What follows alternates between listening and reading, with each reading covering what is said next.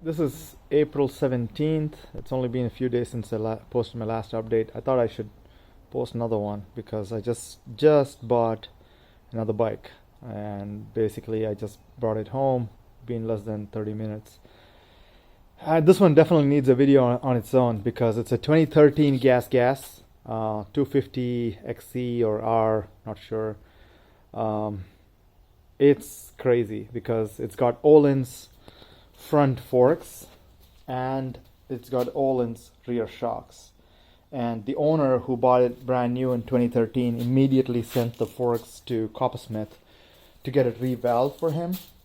So right now it has much stiffer forks than my weight class, so I'm gonna swap it out because they actually gave me the components. So it actually came with a bunch of parts, the original springs and everything they took out of it, and it came with this Ohlins entire setup, valving the whole 9 yards, So it's amazing. They paid like 1500 for this work back in 2013, and it has a recluse clutch on it. It's got the FMF from factory. It has a recluse clutch. I don't understand why you need a recluse on a 250 two-stroke. But anyway, it's got that nice Ohlins shock. Amazing condition. I'm amazed by how it is. And I was actually so happy to go pick it up because I thought somebody might beat me to it. But I'm like super happy. It's got tubeless setup. I've never had a bike with tubeless in the back and the front, so it's probably my first time. I think the front has a tubeless as well. I don't know. Let's see. Yeah, it does. So never had a bike with tubeless. It runs really good. The person paid somebody to do suspension. He paid somebody to do the clutch and someone to set up the carburetor. So I'm very excited about the bike. It even has a way to lock the forks. I mean, it's amazing. Not a piece of paint has gone. I mean, it's been very, very, very well maintained. I'm so happy. So this is the '08 Husqvarna. I like this too, and this one again what came from a Husqvarna collector. So it's got suspension done by high performance cycles, front and back. So now I have to sell something because I can't have everything. Well, I just put my plates on my XR400, so I got to keep that. So I've been thinking about it. Okay, I got to sell something because I cannot have all these bikes. So I believe this one's the one to go.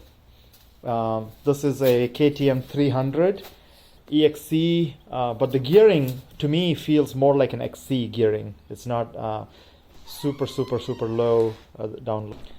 Yeah, so one of the reasons why this might go is because the kind of tracks that I like to ride, I like very, very, very technical tracks, and the 300 is a little bit too much for it. I don't think I'm ever going to use. I mean, it's good. It makes me very comfortable riding it because I don't have to shift so much, but it also makes me lazy. So it's got the Magura clutch, hydraulic.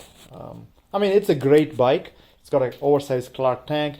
I would be very sad to let it go, but there's no other bike that I want to let go right now. Definitely not my first dirt bike, my real good dirt bike. It's got an Ohlins as well. Mazorki forks, just like the Husqvarna there.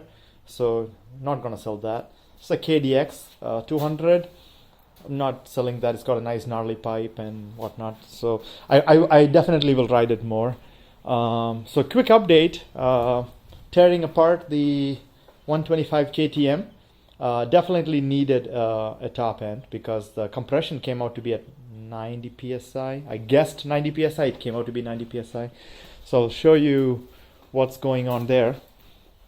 Here's the piston. You can see it definitely is used. Here's the ring. The ring's definitely used up. You can see this exhaust side has worn a lot more. So today I will get the piston kit in the mail. Bore, I will keep it as is. The next time it definitely needs replating. So the next top end is getting replated. But I'm getting a 2-ring piston. This is a single ring. It's a 54 millimeter Visco. So I'm getting the 2-ring version. It'll seal better. I might just put good cross hatching on it. I might not. I will first not do it. I'll just install it as it is and see how it goes. If the compression is not where I like it, I might do like a little cross hatching and see how it goes.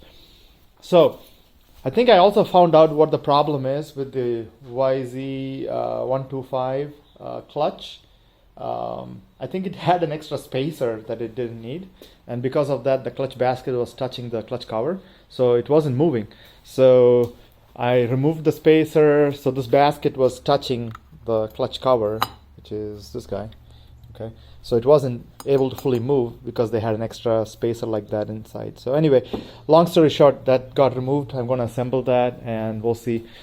Yeah, that's RM is for sale because I don't think I'll ever ride it. I need space for my KTM 200s, but it's not happening anytime soon. I got a new piston kit for this YZ125, it's a 06. The compression came out to be 130, and the compression on that came out to be 120. So if I'm doing a top end on this, I'm definitely doing a top end on the 99. But I'm not going to do the top end until I fix the clutch. So I want to make sure everything runs good before I do the top end, otherwise it's a waste. So that's the update. You'll soon see the compression numbers on the 125. I really love the bike. The suspension was set up by TCD Racing. Love that. But anyway, the highlight of today is all about this gasser. Cannot believe my luck in picking this up. No, you have no idea. I paid good money for it, but no matter how much you pay for it, these things are hard to get. You can buy a new gas, but it's not the same. They don't come with Ohlins anymore. They come with WP, and you might say, yeah, WP is better. But I'm like, back in the day, companies like these paid big money for quality components, and nowadays they don't pay so much money for Ohlins and other stuff. So anyway, that's it.